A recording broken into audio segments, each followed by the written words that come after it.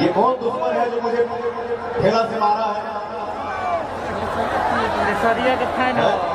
कल जो घटना हमारे पवन भैया के साथ घटी है वो वाकई में हमारे भोजपुरी इंडस्ट्री के लिए बहुत ही शर्मनाक बात है। जी हाँ, भोजपुरी इंडस्ट्री के चमकते सितारों में से एक नाम पवन सिंह का भी है। लेकिन दोस्तों, इसमें दुख की बात यह है कि जब पवन भैया को पत्थर मारा गया तो उसमें खेसारी भैया को भी घसीटा गया। जी हाँ, वहां पर खड़े कुछ लोग ये कह रहे थे कि ये खेसारिया के फैन ने मारा होगा।